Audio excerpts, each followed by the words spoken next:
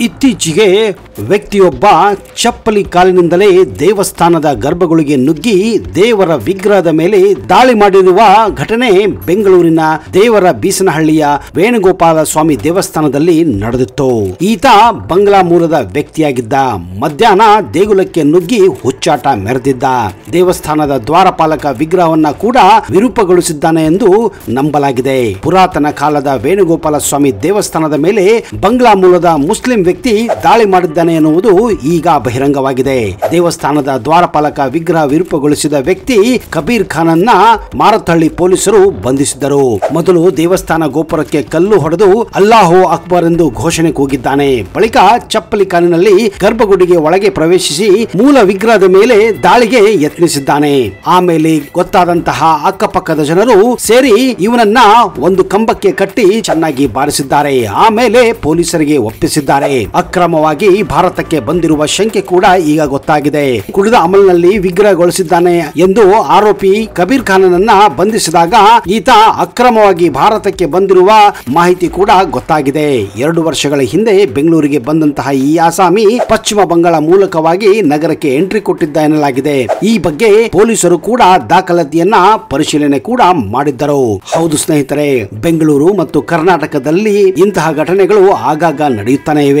ಅದರಲ್ಲೂ ಬೆಂಗಳೂರು ಮತ್ತು ಕರ್ನಾಟಕ ಇಡೀ ದೇಶದಲ್ಲಿಯೇ ಬಾಂಗ್ಲಾದೇಶಿಯರಿಗೆ ಒಂದು ಸ್ವರ್ಗವೇ ಆಗಿದೆ ಅಂತ ಹೇಳಿದರೆ ತಪ್ಪಾಗಲಾರದು. ಒಂದು ಮಾಹಿತಿಯ ಪ್ರಕಾರ ಕೇವಲ ಬೆಂಗಳೂರಿನಲ್ಲಿಯೇ 8 ಲಕ್ಷಕ್ಕಿಂತ ಹೆಚ್ಚು ಬಾಂಗ್ಲಾದೇಶಿಯರು ವಾಸವಾಗಿದ್ದಾರೆ. ಹಾಗೂ ಕರ್ನಾಟಕದಲ್ಲಿ 12 ಲಕ್ಷಕ್ಕಿಂತ ಹೆಚ್ಚು ಜನರು ಬಾಂಗ್ಲಾದೇಶಿಗರು ವಾಸವಾಗಿದ್ದಾರೆ ಎನ್ನುವ ಮಾಹಿತಿ ಈಗ ಬಹಿರಂಗವಾಗಿದೆ. ನಿಜ ಹೇಳಬೇಕೆಂದ್ರೆ ಬೆಂಗಳೂರು ಈಗ ಮಿನಿ ಬಾಂಗ್ಲಾದೇಶ ಆಗುತ್ತಿದೆ ಅನ್ನೋದರಲ್ಲಿ ನೋ ಡೌಟ್.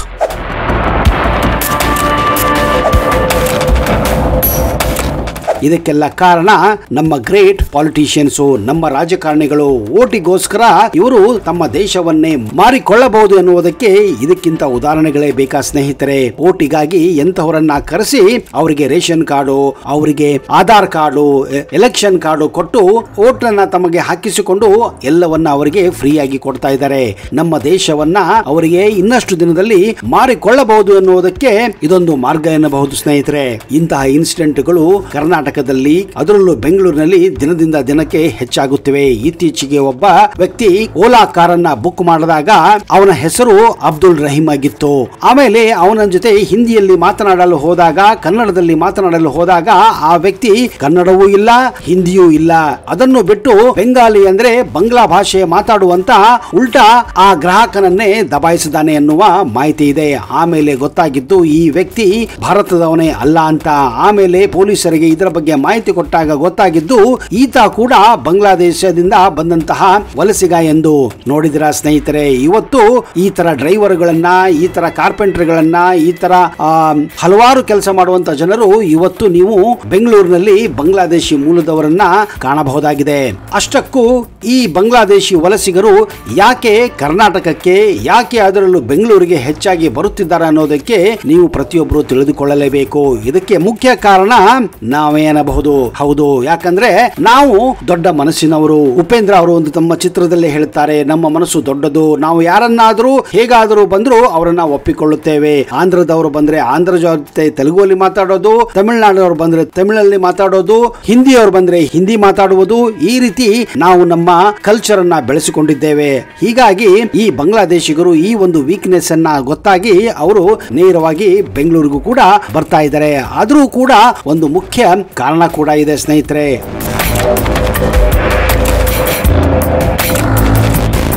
ಆಸಾಂನಲ್ಲಿ ಕೇಂದ್ರ ಸರ್ಕಾರ ರಾಷ್ಟ್ರೀಯ ಪೌರತ್ವ ನೋಂದಣಿ ಅಂತಿಮ ಪಟ್ಟಿ ಬಿಡುಗಡೆಗೊಳಿಸಿದ ಬಳಿಕ ಆ ಭಾಗದಿಂದ ದೊಡ್ಡ ದೊಡ್ಡ ಸಂಖ್ಯೆಯಲ್ಲಿ ಬಾಂಗ್ಲಾ ವಲಸಿಗರು ಕರ್ನಾಟಕ, ಅದರಲ್ಲೂ ಬೆಂಗಳೂರು ಕಡೆಗೆ ಸಾಮೂಹಿಕ ವಲಸೆ ಬರುತ್ತಿದ್ದಾರೆ ಎಂಬ ಆತಂಕ ಈ ಮೇಲಿನ ಘಟನೆಗಳನ್ನ ಪುಷ್ಟೀಕರಿಸುತ್ತದೆ. ಪೌರತ್ವ ಕಳೆದುಕೊಂಡ ಬಾಂಗ್ಲಾ ವಲಸಿಗರು ನಮ್ಮ ರಾಜ್ಯದ ಗ್ರಾಮೀಣ ಭಾಗಗಳಲ್ಲೂ ಕೂಡ ವಲಸೆ ಹೋಗುತ್ತಿರುವ ಮಾಹಿತಿ ಕೂಡ ಇದೆ. ಹಲವು ವರ್ಷಗಳಿಂದ ಸಾವಿರಾರು ಜನರು ವಲಸೆ ಬಂದು ಇಲ್ಲಿ ಆಶ್ರಯ ಪಡೆದಿರುವ ಜೊತೆ ಹೊಸ ವಲಸಿಗರ ಸೇರ್ಪಡೆಯು ಕರ್ನಾಟಕ ರಾಜ್ಯದ ಭದ್ರತೆಗೆ ಬಹುದೊಡ್ಡ ಸವಾಲಾಗಿದೆ. ಸಾಮಾಜಿಕ ಮತ್ತು ಉದ್ಯೋಗ ವಲಯದಲ್ಲಿ ದೊಡ್ಡ ಸಮಸ್ಯೆಗಳು ಈಗ ಎದುರಾಗುತ್ತಿರುವ ಆತಂಕಗಳು ಉಂಟಾಗಿವೆ. ಈಶಾನ್ಯ ರಾಜ್ಯಗಳಿಂದ ನಿರಂತರವಾಗಿ ರೈಲುಗಳ ಸೇವೆ ಕೂಡ ಇದೆ. ಸರಕು ಸಾಗಣೆ ಲಾರಿಗಳು ಮತ್ತು ಇನ್ನಿತರ ವಾಹನಗಳಲ್ಲಿ ದೊಡ್ಡ ದೊಡ್ಡ ಸಂಖ್ಯೆಯಲ್ಲಿ ಅಕ್ರಮ ಬಾಂಗ್ಲಾದೇಶಿ ವಲಸಿಗರು ಕರ್ನಾಟಕವನ್ನ ಆರಾಮವಾಗಿ ಪ್ರವೇಶಿಸುತ್ತಾರೆ. ಇದಕ್ಕೆ ಮುಖ್ಯ ಕಾರಣ ಇನ್ನೊಂದು ಪಶ್ಚಿಮ ಬಂಗಾಳದ ಗವರ್ಮೆಂಟ್ ಅಂತಾನೂ ಕೂಡ ಹೇಳಬಹುದು. ಮಮತಾ ಬ್ಯಾನರ್ಜಿಯ ಗವರ್ಮೆಂಟ್ ಇಂತಹ ವಲಸಿಗರಿಗೆ ಇನ್ನಷ್ಟು ಎನ್ಕರೇಜ್ ಕೊಡ್ತಾ ಇದೆ. ಬಾಂಗ್ಲಾದೇಶದಿಂದ ಬರುವಂತಹ ಜನರನ್ನ ತನ್ನ ರಾಜ್ಯದಲ್ಲಿ ಸೇರಿಸಿಕೊಂಡು ಅಲ್ಲಿ ಅವರಿಗೆ ಏನಾದರೂ ಕೆಲಸ ಸಿಗಲಿಲ್ಲ ಅಂದ್ರೆ ಅಂತವರನ್ನ ಕರ್ನಾಟಕಕ್ಕೆ ಕಳಿಸುತ್ತಿರುವ ಒಂದು ಮಾಹಿತಿ ಇತ್ತೀಚೆಗೆ ನಮಗೆ ದೊರಕಿದೆ. ಆದರೆ ಇದನ್ನ ಪರಿಶೀಲನೆ ನಡೆಸುವ ಯಾವುದೇ ವ್ಯವಸ್ಥೆ ಅಥವಾ ಪರಿಣಾಮಕಾರಿ ವ್ಯವಸ್ಥೆ ಇಲ್ಲದ ಕಾರಣ ಈ ಸಮಸ್ಯೆ ಇನ್ನಷ್ಟು ಹೆಚ್ಚಾಗಬಹುದು ಎನ್ನುವುದು ಈಗ ಗೊತ್ತಾಗಿರುವ ವಿಷಯ. ಅಸ್ಸಾಂ, ಪಶ್ಚಿಮ ಬಂಗಾಳ, ಒಡಿಶಾ, ಬಿಹಾರ ಸೇರಿದಂತೆ ಇನ್ನಿತರ ರಾಜ್ಯಗಳ ನಾಗರಿಕರು ಎಂದು ಕರ್ನಾಟಕಕ್ಕೆ ಇಂತಹ ಬಾಂಗ್ಲಾದೇಶಿ ವಲಸಿಗರು ಬರುತ್ತಿದ್ದಾರೆ. ಆದರೆ ಅಸ್ಸಾಂ ಮತ್ತು ಬಾಂಗ್ಲಾದೇಶದ ಭಾಷೆಗಳು ಮತ್ತು ಮಾತನಾಡುವ ಅವರ ಶೈಲಿ ಇದನ್ನ ಕಂಡುಹಿಡಿಯುವುದು ಕೂಡ ಸಾಮಾನ್ಯರಿಗೆ ಕಷ್ಟವಾಗಬಹುದು. ಆದರೆ ಪೊಲೀಸರಿಗೆ ಇದು ಕಷ್ಟವಾಗದೇ ಇರುವ ವಿಷಯವಾಗಿದೆ. ಇದಕ್ಕೆ ಇನ್ನೊಂದು ಮುಖ್ಯ ಕಾರಣ ಕಡಿಮೆ ಕೂಲಿಗೆ ದುಡಿಯುವ ಈ ಬಾಂಗ್ಲಾದೇಶಿ ವಲಸಿಗರು. ಕಟ್ಟಡ ಕಾರ್ಮಿಕರಾಗಿ, ಇಟ್ಟಿಗೆ ಕಾರ್ಖಾನೆ, ಸೆಕ್ಯೂರಿಟಿ ಗಾರ್ಡ್ ಸೇರಿದಂತೆ ಕಡಿಮೆ ಕೂಲಿಗೆ ಕಾರ್ಮಿಕರನ್ನ ನಿರೀಕ್ಷಿಸುವ ಕ್ಷೇತ್ರದಲ್ಲಿ ಕರ್ನಾಟಕ ಅಥವಾ ನೆರೆಯ ರಾಜ್ಯಗಳ ಕಾರ್ಮಿಕರು ನಿಗದಿತ ಪ್ರಮಾಣದ ವೇತನ ಕೂಲಿಯನ್ನ ಕೇಳುತ್ತಾರೆ. ಹೀಗಾಗಿ ಅಂತವರನ್ನ ಬದಿಗೊತ್ತಿ ಅಕ್ರಮ ವಲಸಿಗರು ಅತ್ಯಂತ ಕಮ್ಮಿ ಕೂಲಿಗೆ ಕೆಲಸಕ್ಕೆ ಬರುತ್ತಾರೆ.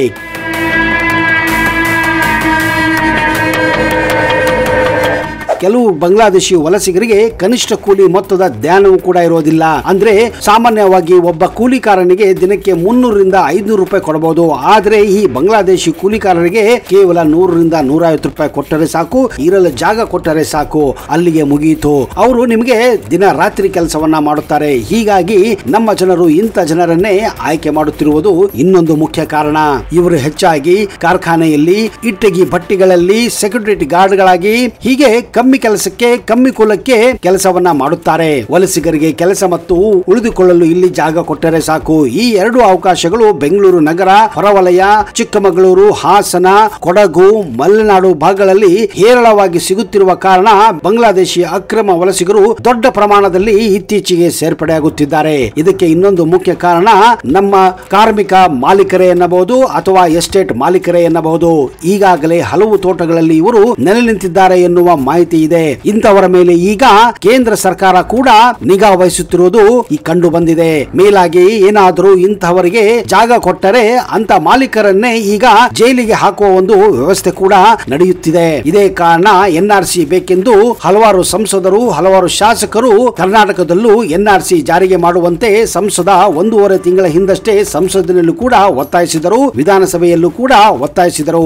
ಆದ್ರೆ ನಮ್ಮ ಸರ್ಕಾರಗಳು ಕೆಪ್ಪಾಗಿವೆ. ಇಂತಹ ಮಾತುಗಳಿಗೆ ಅವರು ಜಾಸ್ತಿ ಒಲವು ತೋರುವುದಿಲ್ಲ. ಕಾರಣ ಇಂತಹ ವಲಸೆಗೆ ಬರುವಂತಹ ಜನರಿಂದಲೇ ಅವರಿಗೆ ಓಟು ಸಿಗೋದು. ಅವರಿಗೆ ಇಲ್ಲ ಸಲ್ಲದ ಎಲ್ಲ ಫ್ರೀಗಳನ್ನ ಕೊಟ್ಟು, ಬಿಟ್ಟಿ ಭಾಗ್ಯಗಳನ್ನ ಕೊಟ್ಟು ಇನ್ನಷ್ಟು ಅಂತವರನ್ನ ಬೆಳೆಸುತ್ತಿರುವುದೇ ನಮ್ಮ ಈಗಿನ ಸರ್ಕಾರ ಎನ್ನಬಹುದು. ಅಷ್ಟಕ್ಕೂ ಬೆಂಗಳೂರಿನಲ್ಲಿ ಈ ವಲಸಿಗರು ಎಲ್ಲೆಲ್ಲಿದ್ದಾರೆ ಅಂತ ತಿಳಿದುಕೊಳ್ಳೋದು ಬಹುಮುಖ್ಯ. ಮುಖ್ಯವಾಗಿ IT corridors, Mahadevapura, Hoskote, Whitefield, Sarjapura, Electronic City, Yeshwanthpur ಹೀಗೆ ಇನ್ನೂ ಹಲವಾರು ಏರಿಯಾಗಳು ಸೇರಿದಂತೆ ನಗರದ ಕೈಗಾರಿಕಾ ಪ್ರದೇಶಗಳು ಹಾಗೂ ಹೊರ ವಲಯದಲ್ಲಿ ದೊಡ್ಡ ದೊಡ್ಡ ಸಂಖ್ಯೆಯಲ್ಲಿ ಶೆಡ್ ಹಾಕಿಕೊಂಡು ಈ ಅಕ್ರಮ ಬಾಂಗ್ಲಾದೇಶಿ ವಲಸಿಗರು ನೆಲೆಸಿದ್ದಾರೆ. ಅಲ್ಲದೆ ಬೃಹತ್ ಅಪಾರ್ಟ್ಮೆಂಟ್ ಮತ್ತು ಇನ್ನಿತರ ಕಟ್ಟಡಗಳಲ್ಲಿ ಶೆಡ್ ಹಾಕಿಕೊಂಡು ನೆಲೆಸಿದ್ದಾರೆ. ಅಪರಾಧ ಕೃತ್ಯಗಳಲ್ಲಿ ತೊಡಗಿಕೊಂಡರೆ ಅವರ ಬಂಧನ ಮತ್ತು ಪತ್ತೆ ಕೂಡ ಕಷ್ಟವಾಗಬಹುದು ಎನ್ನುವುದು ನಮ್ಮ ಸರ್ಕಾರಗಳಿಗೆ ಗೊತ್ತಾಗುತ್ತಿಲ್ಲ.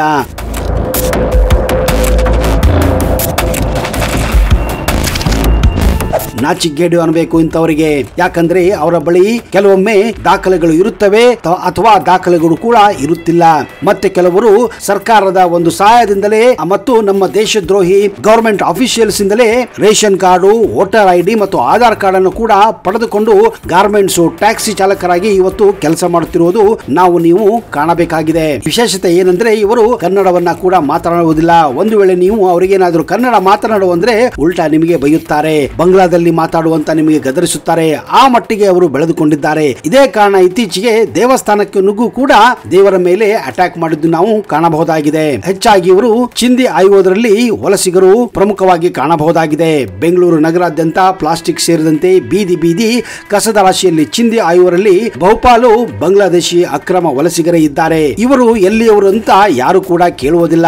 ಬೆಳಂದೂರು ಸುತ್ತಮುತ್ತ ಝೋಪಡಿಗಳಲ್ಲಿ ನೆಲೆಸಿರುವ ಇವರು ನಗರಾದ್ಯಂತ ಚಿಂದಿ ಆಯ್ದು ಮಾರಾಟ ಮಾಡಿ ಹೊಟ್ಟೆ ತುಂಬಿಸಿಕೊಳ್ಳುತ್ತಿದ್ದಾರೆ. ಇವರಲ್ಲಿ ಬಹುಪಾಲು ಮಂದಿ ರೇಷನ್ ಕಾರ್ಡ್, ಆಧಾರ್ ಕಾರ್ಡ್ ಹಾಗೂ ವೋಟರ್ ಐಡಿ ಕೂಡ ಪಡೆದುಕೊಂಡಿದ್ದಾರೆ. ವೋಟ್ ಸಿಗುತ್ತೆ ಎಂಬ ಕಾರಣಕ್ಕೆ ಕೆಲವು ಕ್ಷುಲ್ಲಕ ರಾಜಕಾರಣಿಗಳು ಇವರಿಗೆ ಇಲ್ಲಿನ ದಾಖಲೆ ಕೊಡಿಸಲು ನೆರವಾಗಿದ್ದಾರೆ ಅಂತ ಅವರೇ ಕೂಡ ಹೇಳಿಕೊಂಡಿದ್ದಾರೆ. ಅವರೇ ಹೇಳುವ ಪ್ರಕಾರ ಒಬ್ಬೊಬ್ಬ ವ್ಯಕ್ತಿ ಬಾಂಗ್ಲಾದೇಶದಿಂದ 200ರಿಂದ 300 ಜನರನ್ನ ಕರೆಸಿ ತರಲು ಈ ಪಾಲಿಟಿಷಿಯನ್ಸ್ ಎನ್ಕರೇಜ್ ಮಾಡುತ್ತಿದ್ದಾರೆ.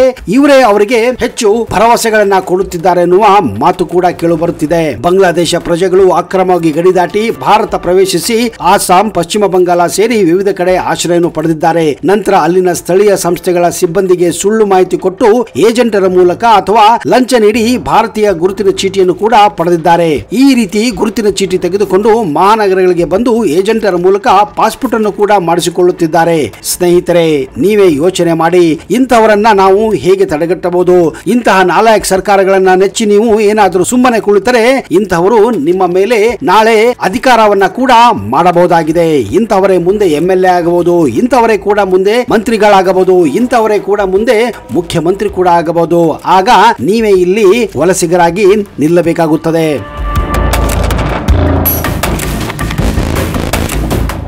ಅಷ್ಟಕ್ಕೂ ಈ ವಲಸಿಗರಿಂದ ಆಗುವ ತೊಂದರೆಗಳೇನು ಅನ್ನುವುದನ್ನ ನೀವು ಕೂಡ ತಿಳಿದುಕೊಳ್ಳಬೇಕು.